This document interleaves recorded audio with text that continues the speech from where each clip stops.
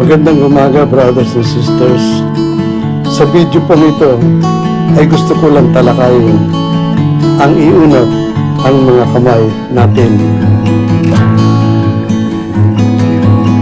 Iunat ang mga kamay.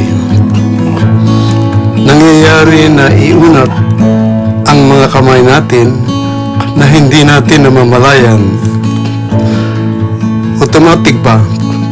Tulad ng mga atleta o sa sport, iniunat nila ang mga kamay kapag nagwagi.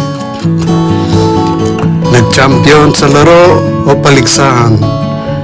Sa boxing at iba pa, di ba tinataas nila at inuunat ang mga kamay pataas sa tuwa. Ang mga police trapiko din, inuunat ang mga kamay habang nagtatraffic ng stop and go. Yung mga bagay na gusto mong kunin at di mo maabot, kailangan iunat ang kamay para maabot ito. Yung nagsasampay ng damit, inuunat ang kamay para maabot ang sampayan. O yung mga nanunungkit ng prutas, dapat ring iunat ang mga kamay para mapitas ang prutas. Ang mga barker dun sa kanto, pampasaherong jeep, inuunat din ang mga kamay sa pagtawag ng pasahero. Nandun sa di kalayuan ang kaibigan mo at tinatawag mo, siyempre di ba, nakaunat ang kamay sa pagtawag.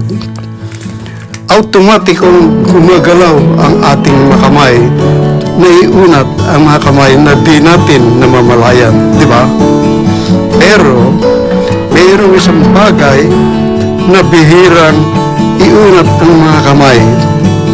Siguro hindi nila feel o sadyang ayaw iutos ng isip na gawin ito, o baka ayaw talaga na may katawan na iunat ang mga kamay nila.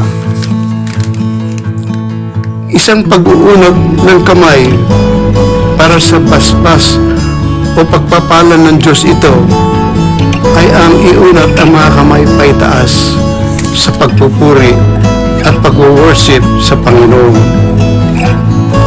Kahit hindi naman kasapi ng anumang Catholic community tulad ng Charismatic, CFC at iba pa, ay magagawa mong mag-isa ang iunat ang mga kamay sa pagtawag, pagdarasal at pagpupuri sa Panginoon.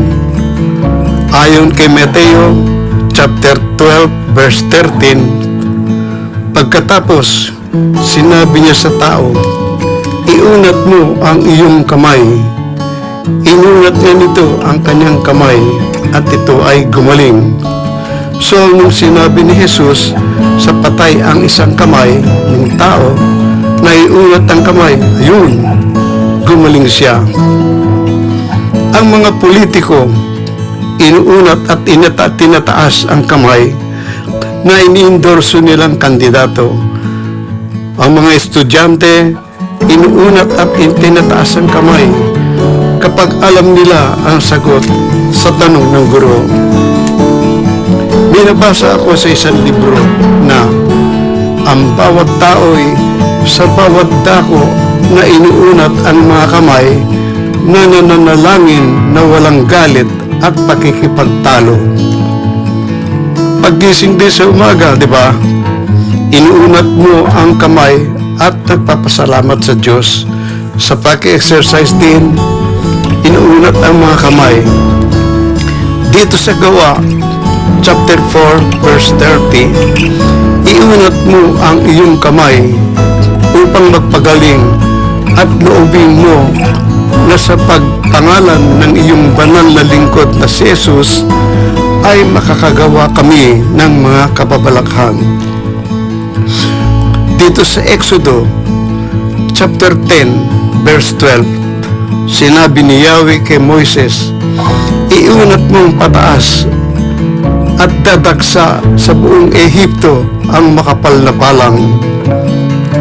Uubusin ng mga ito ang mga halamang hindi nasira ng ulan ng yelo.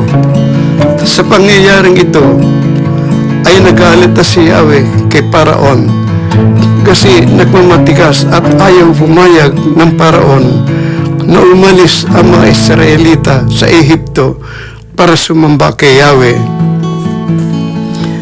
Dito pa rin sa Exodo chapter 10 verse 21, sinabi ni Yahweh kay Moises, iunat mong pataas ang iyong kamay at mababalot ng pusikit na karimblan ang buong Ehipto.